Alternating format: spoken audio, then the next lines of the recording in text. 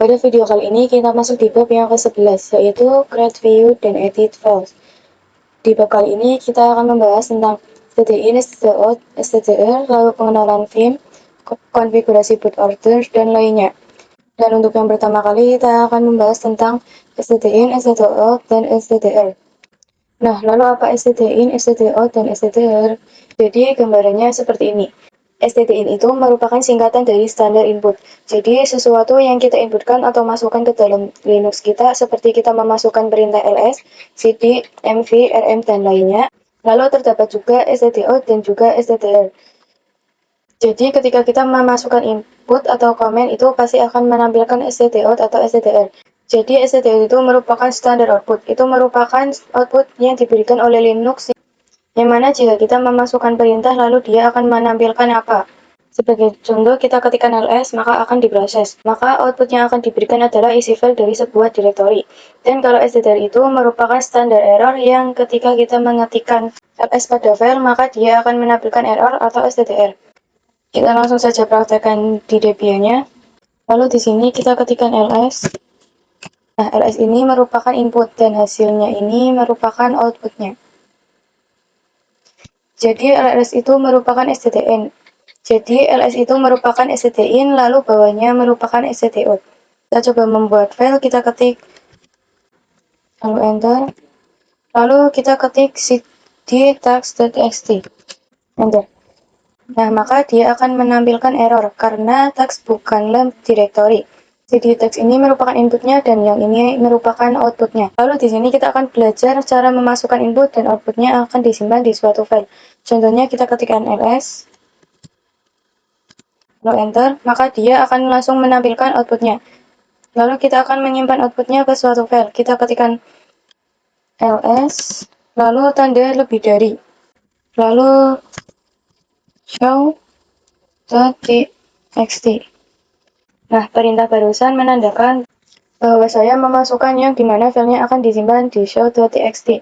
Kita coba lihat, kita ketikkan ls, lalu enter. Nah, show.txt-nya sudah terbuat. Sekarang kita lihat, karena saya tadi memberikan input ls ini, yang mana pastinya dia akan memperlihatkan isi dari directory home ini, tapi tidak. Namun output dari directory home ini, dia akan ditampilkan di show.txt. Caranya kita bisa ketikkan show.txt. Lalu enter. Nah, cat ini adalah perintah untuk melihat isi file. Nah, di sini terdapat outputnya, lalu kita coba buat directory lagi. Kita ketik mkdir test 12, lalu enter. Lalu saya akan membuat file di dalamnya dengan test12/isi-test.txt, lalu enter. Maka dia akan menampilkan file isi test yang sudah dibuat. Lalu kita coba buat agar output ini disimpan di file kita. Kita ketikkan ls test12 lalu enter. Nah, maka dia akan menampilkan file isi test yang sudah dibuat. Lalu kita coba buat agar output ini disimpan di file kita. Kita ketik txt, lalu enter. Lalu kita lihat, kita ketikkan check show.txt, lalu enter. Nah, outputnya tersimpan di show.txt. Nah, lalu mengapa output directory seperti teks itu hilang? Karena kita menggunakan tanda lebih dari. Nah, agar output sebelumnya tidak hilang, kita bisa gunakan tanda lebih dari menjadi 2 kali. Oke, kita coba ls, enter. Lalu ketikkan lagi chat show.txt, lalu enter. Maka isi tesnya outputnya akan hilang. Lalu kita ketik ls test 12 slash tanda lebih dari 2 kali, lalu show.txt, lalu enter. Lalu kita lihat di show kita chart.txt, enter. Nah, lalu ini muncul semua ya, termasuk yang tadi hilang yaitu isi test.txt. Oke, mungkin itu saja, kita lanjut ke materi berikutnya.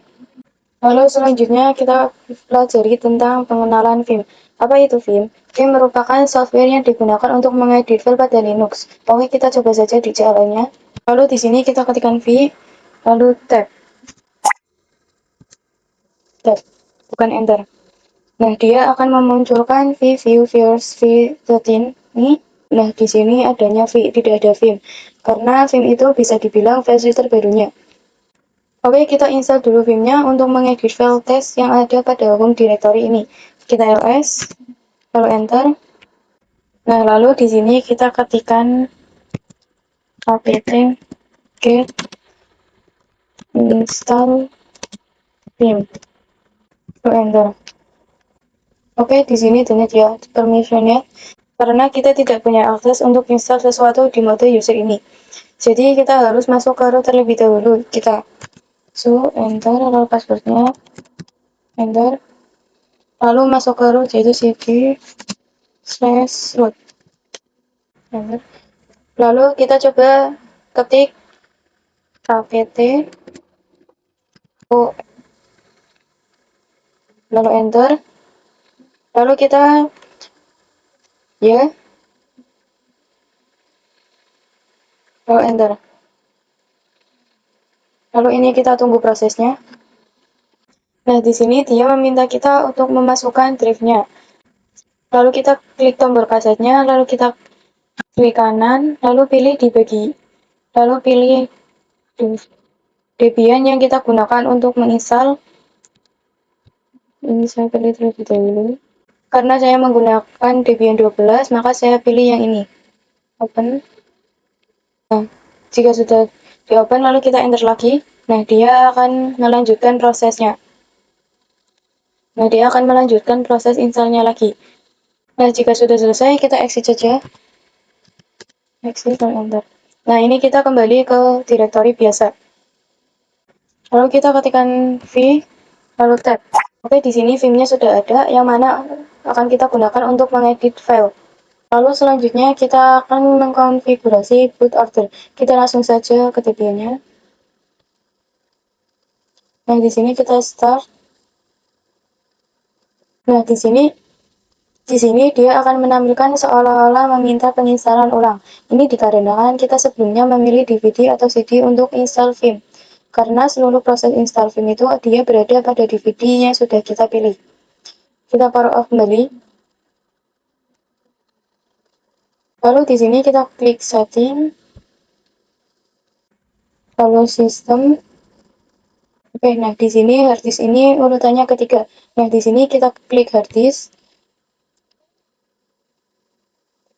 lalu naikkan menjadi yang paling atas, lalu naikkan juga optikalnya. Lalu kita klik OK, lalu kita start lagi. Nah, di sini tampilannya sudah berbeda lagi ya. Dan sekarang kita sudah bisa masuk ke Debian-nya lagi. Selanjutnya edit file dengan Vim. Di sini kita akan coba mengkonfigurasi atau mengisi sebuah file txt dengan Vim. Kita langsung saja ke terminalnya. Lalu di sini saya akan ls. Nah, di sini terdapat file text.txt yang mana akan kita gunakan untuk mempraktekkan Vim. Lalu kita coba lihat isi dari text.txt ini. Kita ketik chat, lalu enter. Oke, ini masih kosong ya. Kita edit text.txt-nya dengan cara vim text.txt, lalu enter. Nah, di sini agar kita bisa mengetik atau menambahkan sesuatu di sini, kita harus masuk ke mode insert dengan cara kita tekan tombol I. Oke, lalu kita ketikkan halo 1, enter, lalu halo 2, enter, lalu halo 3.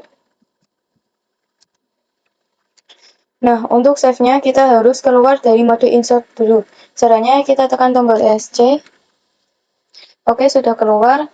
Sekarang kita save dengan ketik titik 2, lalu W.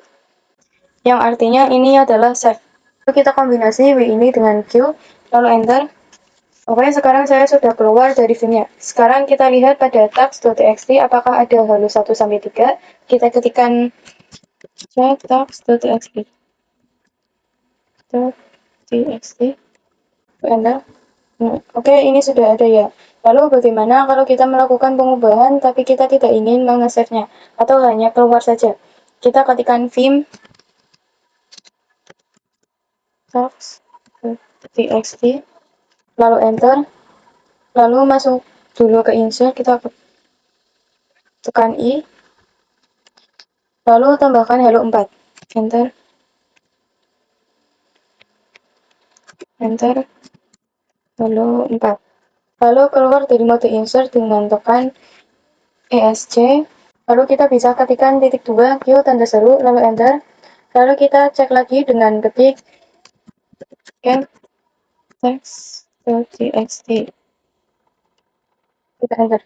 Nah, di sini halo 4-nya tidak tersimpan ya. Lalu selanjutnya itu edit file dengan nano. Kita langsung saja praktekkan di terminalnya. Di sini saya akan ls terlebih dahulu, lalu enter. Dan untuk mengedit dengan nano, kita harus masuk ke root terlebih dahulu. Langsung enter, lalu masukkan passwordnya. Enter. Lalu masuk ke root cpu/root. Enter.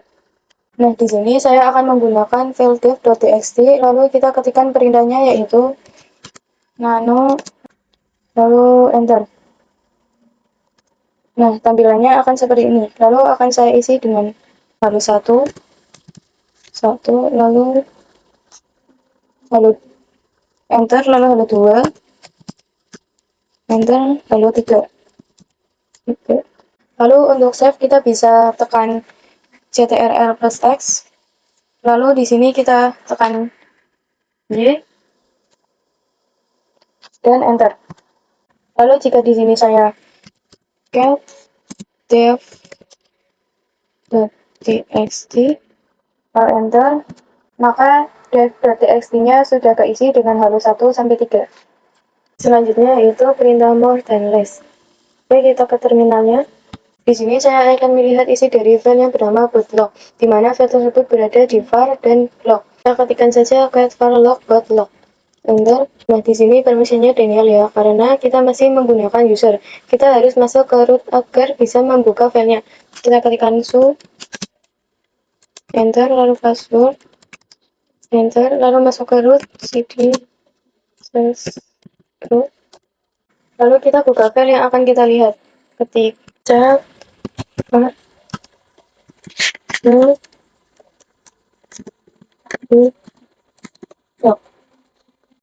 lalu enter. Nah, di sini dia akan menampilkan keseluruhan secara langsung dari awal sampai akhir. Nah, lalu kita ketikkan more var log botlog. Lalu enter. Nah, ini dia menampilkan halaman atas atau output paling atas. Jadi, teman-teman bisa gunakan dua cara, yaitu dengan enter ataupun spasi. Apa bedanya? Nah, kalau enter ini dia langsung menampilkan satu halaman, dan nanti dia akan berubah ketika menggunakan spasi. Contoh, enter, lalu spasi. Nah, dia akan secara otomatis berubah, dan semuanya digantikan dengan input yang baru. Namun, jika kita enter, dia akan menampilkan output baru, tapi hanya satu baris saja. Nah, ini jika kita menggunakan more. Nah, jika sudah selesai, teman-teman bisa gunakan Q ya atau quit. Nah, kita sudah bisa menggunakan less var log botlog. Lalu enter. Oke, jadi di sini sama sih bisa di enter ataupun di spasi. Dan pembahasan yang terakhir di bab kali ini adalah perintah head dan tail. Lalu apa itu head dan tail? Head merupakan perintah yang digunakan untuk melihat sisi awal dari output, dan tail itu digunakan untuk melihat sisi akhir dari output. Langsung saja kita ke terminal. Nah, contohnya seperti ini jika kita menggunakan check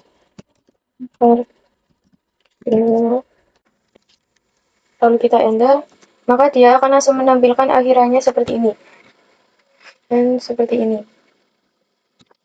Namun jika kita menggunakan var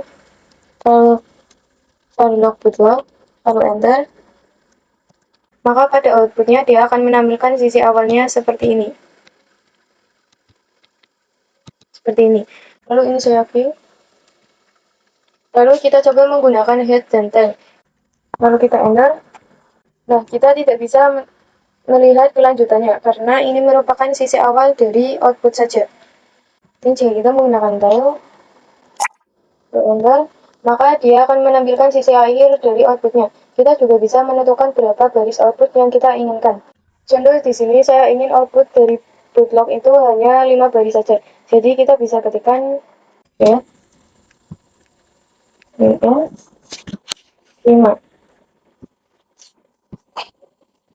Lalu enter. Nah, di sini dia hanya menampilkan 5 baris saja. 1, ini 1, lalu ini 2, ini 3, dan ini 4, lalu ini 5.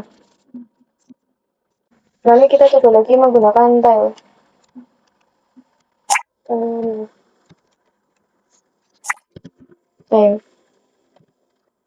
Nah, di sini saya akan menggantinya menjadi 7.